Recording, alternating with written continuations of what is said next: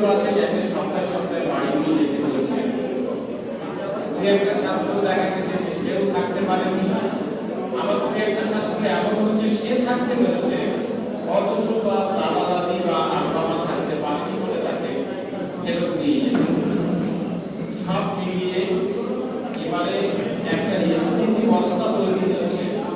এবারে আমাদের দায়িত্ব হচ্ছে যে পড়াশোনা আরো বেশি ডেভেলপ করা। আমরা মনে করি যে এখন বিজ্ঞান বা সায়েন্টিস্টরাও বলছেন যে বাচ্চাদের পড়াশোনায় যদি মেধার বিকাশ ঘটাতে হয় সেটা শিশু অবস্থাতে যতটা ঘটানো যায় বড় হলে কিন্তু ততটা ঘটানো যায় না। একটি শিশু 5 বছর বয়স পর্যন্ত তার সামনে যে ভাষা বলবে, যে কথা বলবে, তার কিন্তু 95% 95 থেকে 98% সে কিন্তু ক্যাচ করে নেয়। একটা মা যদি মালিয়ালাম ভাষা বলে তো সে বাচ্চারা দেখবে সেই ভাষাই শিখেছে। মা যদি বাংলা বলে তো বাংলা শিখবে, মা যদি উড়িয়া বলে তো উড়িয়া শিখবে, মা যদি ইংরেজি বলে তো ইংরেজি শিখবে। এইভাবে তাদের ক্যাচিং পাওয়ার অনেক বেশি হয় শিশু অবস্থায়। এখন সেই জন্য নিচের ক্লাসে পড়ছে বলে তাদের প্রতি যে কম যত্নবান হওয়া হবে এমনটা একেবারেই নয়, আমাদের ইচ্ছে আছে। আরেকটা কথা বলে আমি শেষ করব। বহু বিষয় আছে, বহু সমস্যা এরকম থাকে যে সমস্যাগুলো ছাত্ররা শিক্ষকদের সঙ্গে শেয়ার করে না, বলে না, কিন্তু আব্বা মায়ের সঙ্গে বলে। আপনারা অকপটে বাচ্চাদের যে সমস্যাগুলো বলে, আবার এরকম হয় সবসময় যে সত্যি কথা বলে তা নয়। দেখা যাচ্ছে যে থাকতে ভালো লাগছে না সেটাও বলছে না, খাওয়াটা ভালো হচ্ছে না একটু ঘুরিয়ে বলছে, অথচ খাওয়ার কোনো সমস্যা নেই হয়তো, তবুও সেটাই বলছে। কেননা জানি যে থাকতে ভালো লাগছে না, এটা বললে গার্জেন সেটাকে অ্যাকসেপ্ট করবে না, গ্রহণ করবে না। তো তারপরেও বলবো বাচ্চারা যা কিছু আপনাদের সঙ্গে শেয়ার করবে, আপনাদের জানাবে, তার সবটাই কিন্তু আপনারা আমাদেরকে জানাবেন, অকপটে জানাবেন। কেননা একটা বাচ্চার যদি পড়াশোনায় উন্নতি ঘটাতে হয় তাহলে শিক্ষকদের যতটা দায়িত্ব অভিভাবকদেরও কিন্তু বাবা মায়েদেরও কিন্তু ততটাই দায়িত্ব।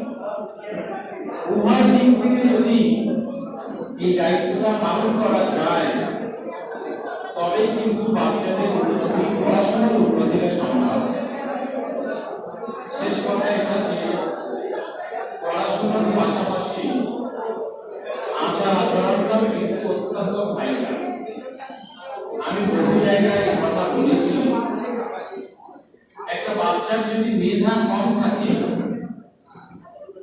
তার যদি ভিতরে যদি শিষ্টাচার থাকে, বড়দের সম্মান করা, ছোটদের ভালোবাসা, সমস্ত ডিসিপ্লিন মেনে চলা, এই শিষ্টাচার যদি তার মধ্যে থাকে আর সে যদি মেহনত করে, কম মেধাবী ছাত্র কিন্তু জীবনে সফল হয়।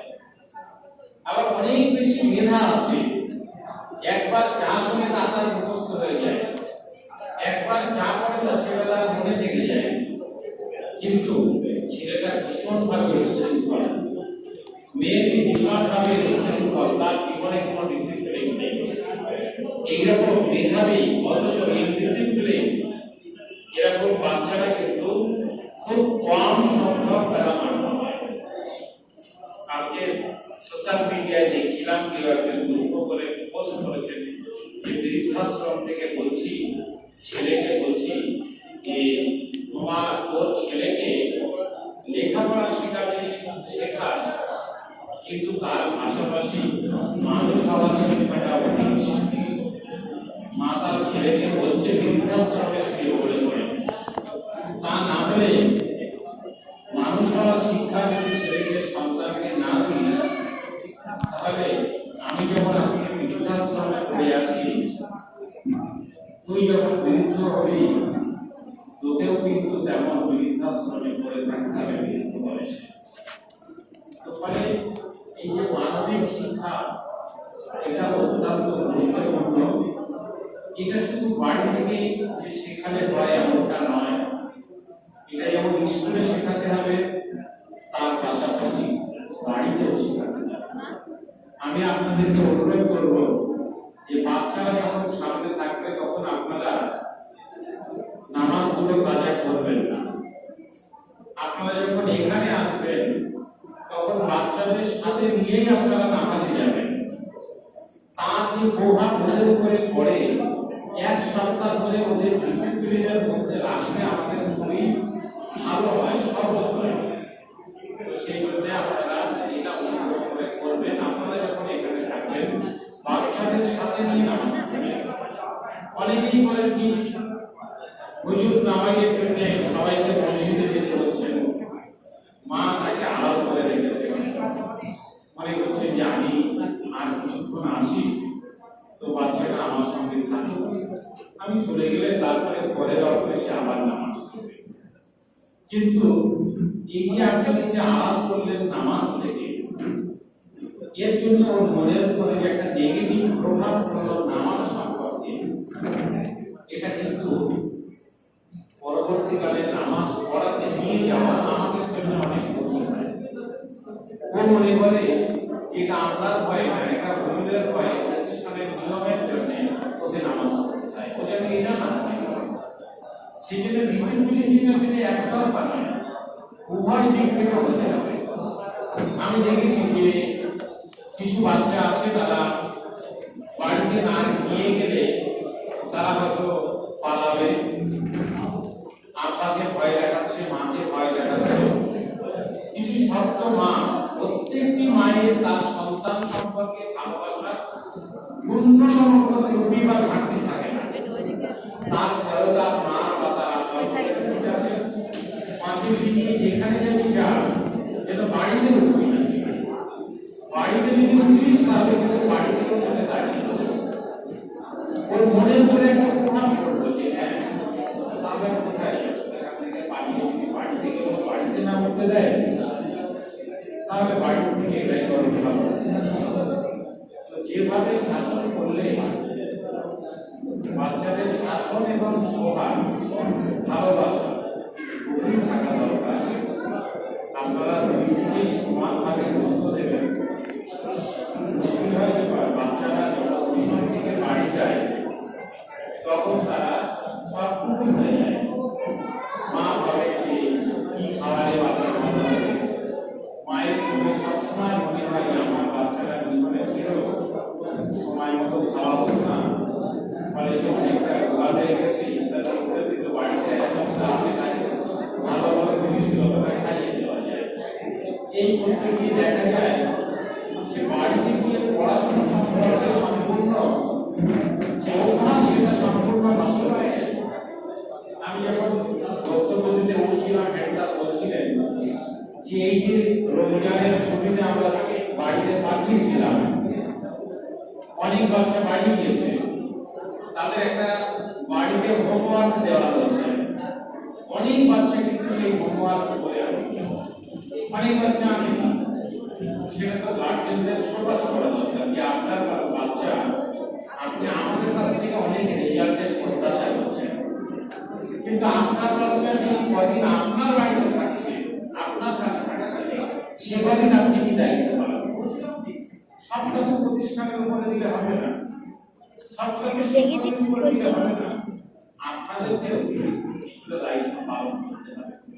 আপনাদের ওখানে টেবিলে খাতা দেওয়া হয়েছে, সমস্ত পরীক্ষার খাতাগুলো পরের পরীক্ষার খাতার সঙ্গে আমাদের মিলিয়ে নেবেন যে 4 মাসে কিছুটা ডেভেলপ করলো কিনা, কিছুটা উন্নতি হলো কিনা। আমরা আশাবাদী খুব কম ভাগ্যক্রম রাখা হয়েছে যেখান থেকে পড়াশোনায় যতটা ডেভেলপ হওয়া দরকার ততটা যাতে হয় আমরা চেষ্টা করি। আমাদের তো অনেক মানুষজন নিয়ে চলতে হয়। হঠাৎ কেউ বললেন যে আমি দুদিনের জন্য ছুটি নিচ্ছি, এক সপ্তাহ হয়ে গেছে তিনি আসেন, এক সপ্তাহ পরে যখন তাকে ফোন করা হচ্ছে বলছেন যে স্যার আমি থাকবেন না, সেটা কিন্তু উনি আর বলছেন না, কেননা বেতনটা তো 2-3 তারিখ 5 তারিখের মধ্যে দিয়ে দেওয়া হচ্ছে, তাহলে ওনারা তাই সমস্যা থাকে, আপনাদের বাড়িতেও থাকে, প্রতিষ্ঠানেও থাকে, তার মধ্য দিয়েও কিন্তু একটা লড়াই চলছে। অভিভাবকদের দিক থেকেও আমরা সেই লড়াইয়েও সহযোগিতা চাই।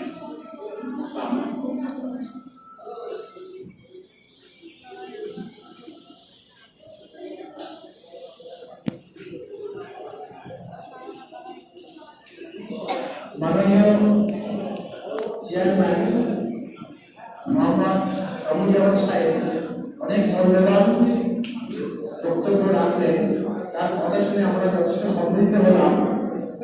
তিনি মূলত গার্জেনের ভূমিকা, বিশেষ করে মায়ের ভূমিকার কথা উল্লেখ করেছেন। শিশু অবস্থায় মায়ের কি করণীয় তিনি উল্লেখ করেছেন, কিভাবে শৃঙ্খলা তৈরি করাতে হবে, ডিসিপ্লিনের মধ্যে রাখা বাচ্চাদের। মানবিক গুণের শিক্ষা করে তিনি বলেছেন, প্রকৃত মানুষ হওয়ার শিক্ষা কিভাবে করা যায়, মানবিক গুণের বিকাশ ঘটানো কিভাবে যায়, বেশ কিছু মূল্যবান তথ্য আপনাদের সামনে তুলে ধরেছেন। আপনারা সেগুলো মেনে চলার চেষ্টা করবেন। আমি ব্যক্তিগতভাবে চেয়ারম্যান সাহেবের মূল্যবান বক্তব্য শুনে নিজেও সমৃদ্ধ হলাম। আমরা চেষ্টা করবো আগামীতে আপনাদের সন্তানকে আমরা এইভাবে কিভাবে এগিয়ে নিয়ে যেতে পারি। আমাদের চেয়ারম্যান সাহেবকে অসংখ্য ধন্যবাদ মূল্যবান বক্তব্য রাখার জন্য।